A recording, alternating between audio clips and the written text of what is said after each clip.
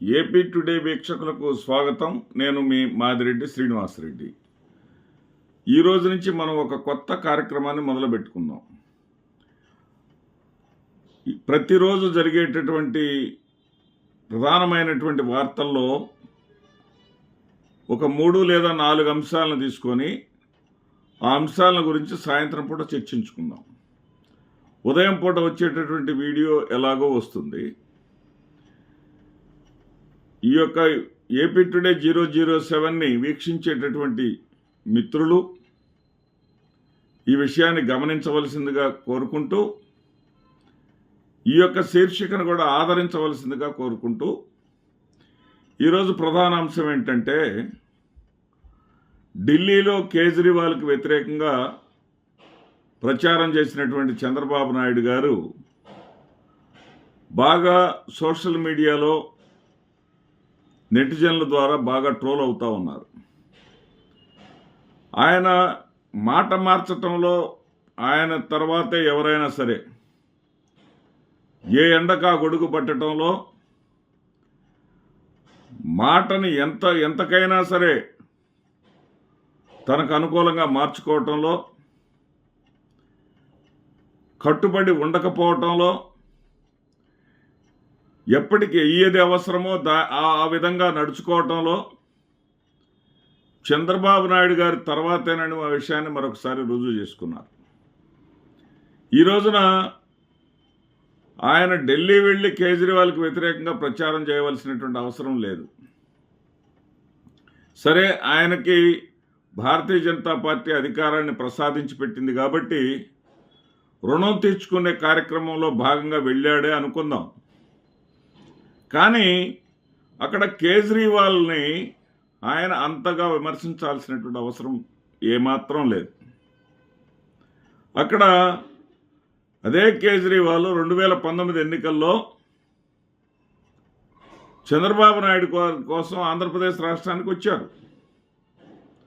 ఆంధ్రప్రదేశ్ రాష్ట్ర ప్రజల చేత కేజ్రీవాల్ ఒక ఆదర్శవంతమైనటువంటి వ్యక్తి అని, చదువుకున్నటువంటి వ్యక్తి అని, సుపరిపాలన అందిస్తూ అందరికీ ఆదర్శంగా నిలిచినటువంటి వ్యక్తి అని చెప్పినటువంటి ఆ నోటితోనే ఈ రోజున ఢిల్లీ వెళ్ళి అక్కడ ఢిల్లీని సర్వనాశనం చేశాడని, ప్యాలెస్లు కట్టుకున్నాడని, ఏది ఉన్నతంగా ఉండేటటువంటి ఢిల్లీ మహానగరాన్ని 1995కు ముందు హైదరాబాద్ ఎలా ఉండేదో అలా తయారు చేశాడని, ఇదే కొంచెం నెటిజన్లకి బాగా మంచి స్టఫ్ ఇచ్చినటువంటి స్టేట్మెంట్ అయింది.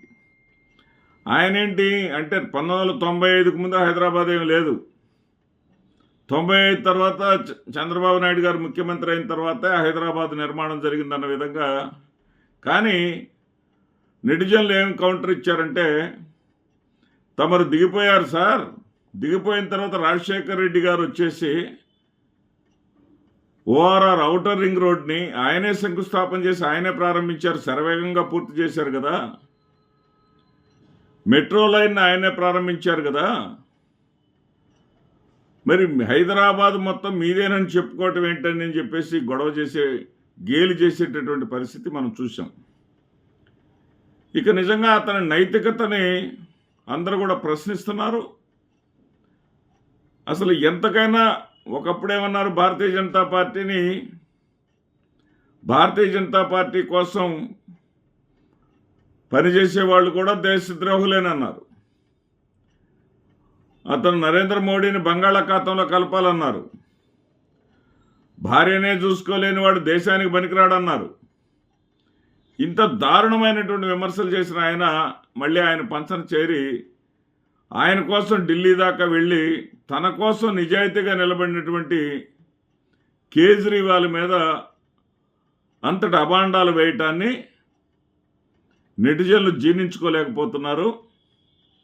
ఇక్కడ తాజాగా అక్కడ వస్తున్నటువంటి సమాచారం ప్రకారం చూస్తే ఈయన ప్రచారం వల్ల ఒరిగేదేమీ లేదు.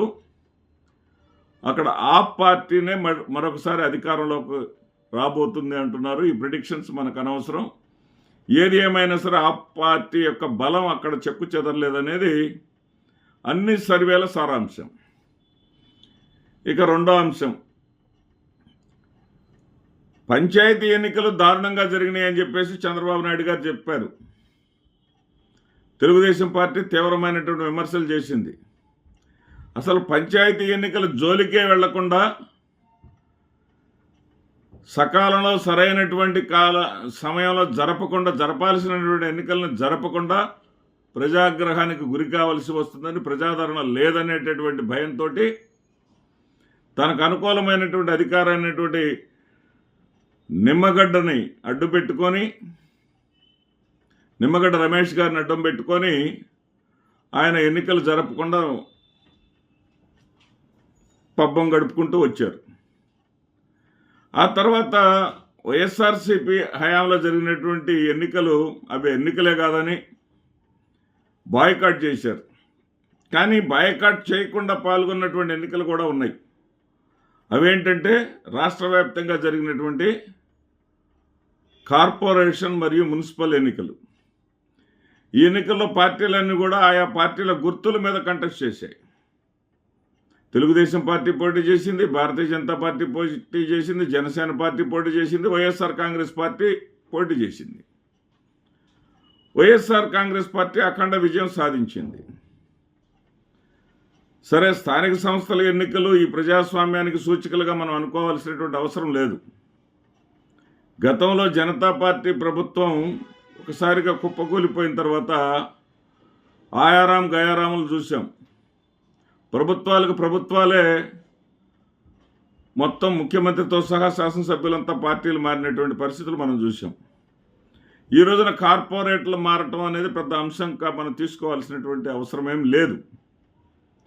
తిరుపతిలో ఒక్కటంటే ఒక్క సీటు గెలిచి అక్కడ డిప్యూటీ మేయర్ని తెలుగుదేశం పార్టీ గెలుచుకోవటం కానీ, గుంటూరులో ఉన్నటువంటి 57లో 49 స్థానాలు కైవసం చేసుకున్నటువంటి వైఎస్ఆర్సీపీని ఓడించటం కానీ, ఇవన్నీ కూడా బేరసారాలు ఏ విధంగా చేశారు. మరి తిరుపతిలో జరిగినటువంటి బెదిరింపులైతే సిగ్గుచేటు తెలుగుదేశం పార్టీకి. ఎందుకంటే జగన్మోహన్ రెడ్డి గారికి ప్రజాస్వామ్యం మీద నమ్మకం లేదు, విశ్వాసం లేదు. జగన్మోహన్ రెడ్డి అరాచకాలు చేశారు అని చెప్పినటువంటి వీళ్ళు జగన్మోహన్ రెడ్డి గారు చేసింది పెసరంత అయితే వీళ్ళు కొండంత అరాచకాన్ని సృష్టించారు. ఏకంగా కార్పొరేటర్ల కుటుంబ సభ్యులను కూడా బంధించేసి వాళ్ళు భయపడే విధంగా భయభ్రాంతులకు గురి చేసి ప్రజాస్వామ్య విలువలు వలిచేసి నడి బజారుకు ప్రజాస్వామ్యాన్ని ఈడ్చేసి వీళ్ళు ఈరోజు ఎలా నీతులు చెప్తారు, వీళ్ళు ఈరోజు ప్రజాస్వామ్యం గురించి ఎలా మాట్లాడతారు అనేది మనం ఆలోచించాల్సినటువంటి అంశం. ఇక మూడవ అంశం, రఘురామకృష్ణరాజు గారు బాంబు పేల్చారు. ఏంటంటే జగన్మోహన్ రెడ్డి గారు మాజీ ముఖ్యమంత్రి, ఆయన ఈ రోజున పులివెందుల ఎమ్మెల్యేగానే ఉన్నారు. ప్రతిపక్ష నాయకుడు హోదా ఇవ్వలేదని, ప్రజలు ఇవ్వనటువంటి హోదా అది. ప్రజలు ఇవ్వనప్పుడు మేము ఇవ్వగలిగేదేమీ లేదు, మేము చేయగలిగేదేమీ లేదు. కానీ ఆ కారణంతో ఆయన అసెంబ్లీకి రాకుండా తప్పించుకున్నాడు. ఆయన అసెంబ్లీకి వరుసగా 60 రోజులు రాకపోతే నా దగ్గర ఒక రూల్ ఉంది, ఆ రూల్ ప్రకారం ఆయన్ని డిస్క్వాలిఫై చేస్తాను,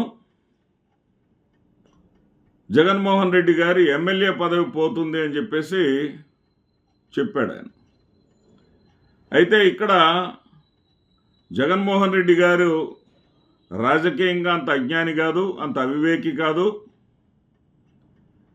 ఏదైతే అసెంబ్లీ జరిగినటువంటి తేదీలను తీసుకుంటారో, అదేవిధంగా వాయిదా వేసినటువంటి తేదీలు, ప్రోరోగ్ అయినటువంటి తేదీలు లెక్కల్లోకి రావు. ఈ రకంగా చూసుకుంటే 2024లో ఎన్నికైనటువంటి ప్రభుత్వం వచ్చిన తర్వాత అసెంబ్లీ జరిగింది. అధికారికంగా ఈ రోజు వరకు కూడా ప్రోరోగ్ డేట్స్ కానీ తీసివేస్తే 20 రోజులు మాత్రమే అధికారికంగా జరిగింది. అంటే మరొక 40 రోజుల వరకు కూడా ఈయన హాజరు కాకపోయినా చట్టపరంగా చర్యలు తీసుకోవడానికి సాంకేతికపరమైనటువంటి లోపం జగన్మోహన్ రెడ్డి గారి దగ్గర నుంచి రఘురామకృష్ణరాజు గారికి ఏమీ దొరకదు. కాకపోతే ఆయన్ని అసెంబ్లీకి వచ్చి తీరాలి, ఆయన అసెంబ్లీలో ఆయన్ని ఇంకాస్త ఇరుకున పెట్టాలనేటటువంటి ఆలోచనతోటి ఈ సూచన చేసి ఉండవచ్చు.